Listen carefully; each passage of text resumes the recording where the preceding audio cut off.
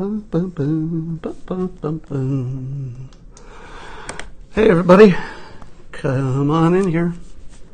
It's time for Drinking Water with Scott Adams, also known as the Tears of Our Enemies. Get a big glass of the Tears of Your Enemies and join me for the simultaneous sip.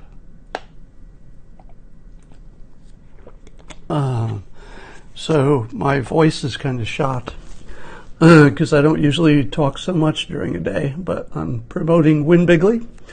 If you didn't know, the paperback version of Win Bigly dropped today, so pick it up. I'm not sick. I've just been talking too much. As a cartoonist, I don't do that much talking. So let's talk about Hillary Clinton's joke. I think most of you saw it, but let me just call it up here. Hillary joke. Holder. This should come up in a minute. I'm pretty sure all of you saw it. So Hillary was on video, and she was being interviewed recently by Kara Swisher. And so the question was, there was some question in which Kara Swisher she confused Cory Booker with Eric Holder. So Kara Swisher was interviewing Hillary, and the person interviewing Kara Swisher confused Cory Booker with Eric Holder in terms of what one of them said. Hillary smiled and said, I want to get the exact quote. She said, so this is Hillary saying, quote, "Yeah, I know they all look alike." Clinton joked, triggering holes of laughter. Now, some people said, hey, that's racist. You can't say that two African American people look the same and you can't tell them apart. But I'm in the awkward position of defending Hillary Clinton, and here's how. You can't separate the message from the messenger. For example, if you happen to be African American and you use the N-word, you're okay, because the messenger and the message are compatible. If you were a white person and you use the N-word in any context, even if you're just talking about it, you're probably in a lot of trouble, because the messenger and the message are always connected. The clip that we all saw of Hillary saying this thing that would normally be racist if it came from another person, the context is often edited out. The context just before this bad joke was Hillary talking about the need to be more diverse and how the Democrats have more diversity in their party. And basically, she was saying all the right things that would be compatible with someone who's, a positive influence, at least in terms of race. Now, I'm not reading her mind. I'm not talking about the past. I'm not talking about, anything she did 20 years ago. But at the moment, she's the standard bearer, in a sense, for the Democrat brand. And the Democrat brand is very pro-inclusivity, very pro-diversity. That's just a fact. So within that context, Hillary told a joke that other people can't tell. Because if a Trump supporter told that joke, they would be, they'd be fired, they'd be kicked off social media, etc. But it's not because of what they would have said. It would be because the message and the messenger are out of sync. Hillary, I'm going to give a pass. I know you hate that, but I try to be consistent. It was intended as a joke, and because her credentials, at least in the modern era, her credentials for being good with diversity are so strong that it came off as a joke. So in other words, let me put it in clearer terms. She was making a joke about people who say that. It's very different saying it is different from joking about people who say it. That's very different. So I would say that in this case, I wouldn't even ask for the 48-hour rule for a clarification, because I think she's in a unique situation where she can say that. Consider, for example, if a black person had said exactly the same thing.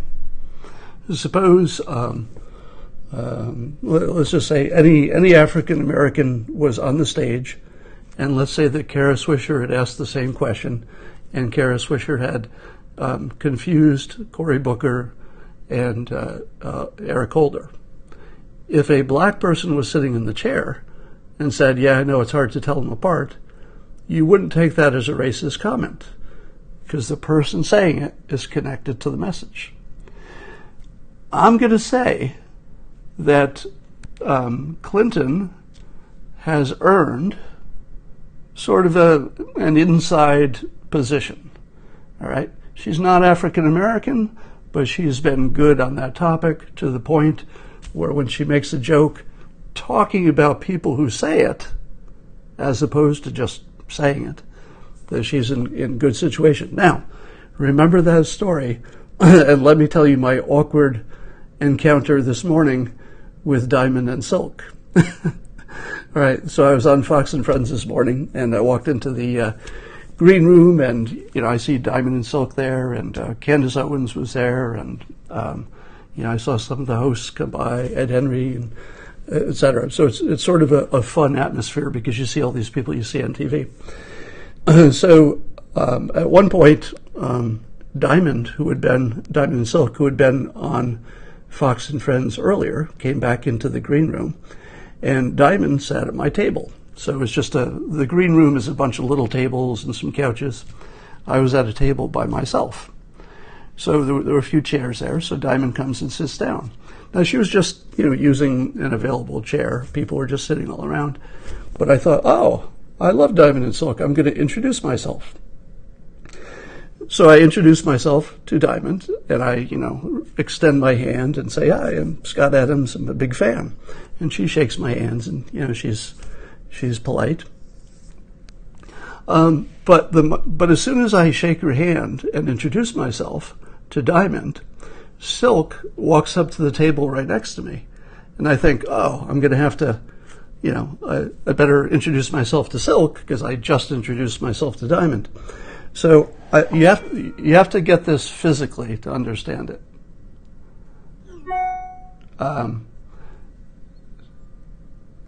You have to get this physically. All right. So I'm sitting at the table, and Silk walks up, but she's here.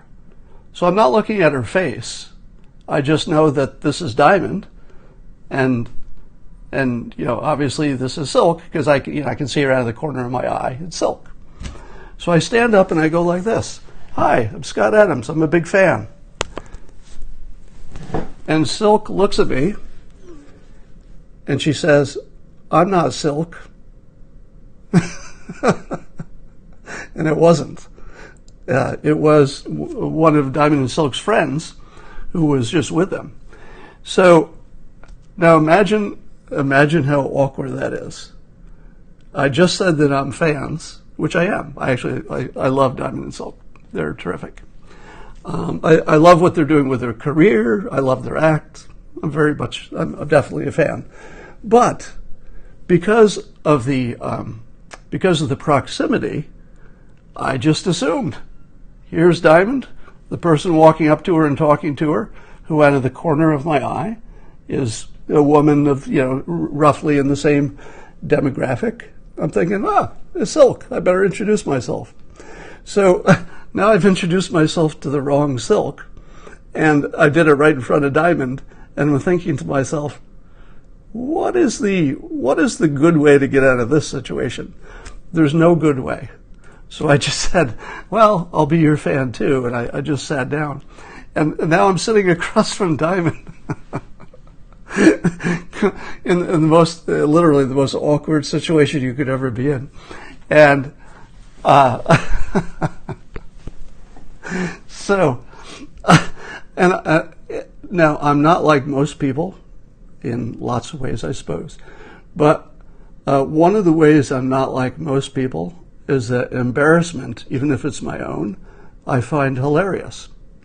So even if I'm embarrassed, I can't stop laughing at it because it's so funny. And so I had to pretend I was looking at something funny on my phone because I didn't want to just get up and leave the table.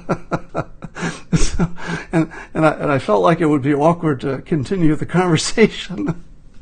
So I just looked at my phone and pretended I was laughing at something on my phone because there's just no place to go with that. Anyway, I'm still laughing at it. It's pretty funny. Yeah. So I'm seeing in the comments that so the problem, of course, is the assumption that I can't tell the difference.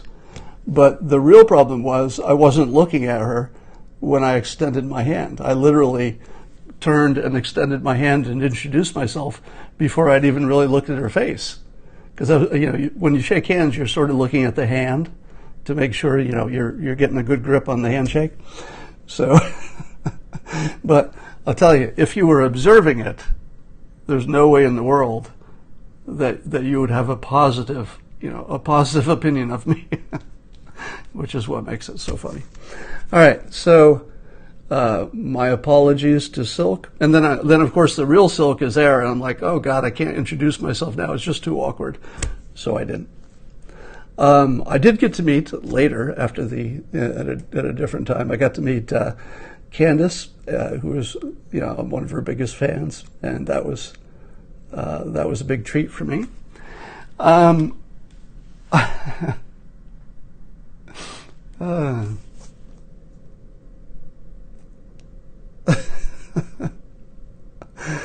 right, so I'm going to be on Reddit AMA at 3 p.m. Eastern Time, which is about half an hour. So if you have questions you want to ask, go over there. I just tweeted the link, so you can see that in my Twitter feed.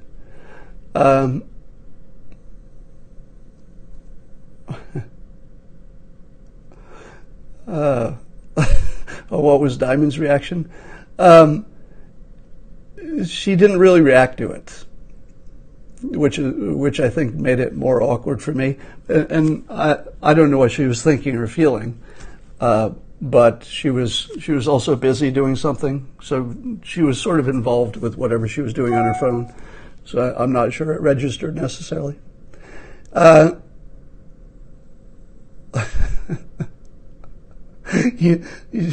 Somebody said, I sound like every rich guy you've ever met. You're not wrong. All right.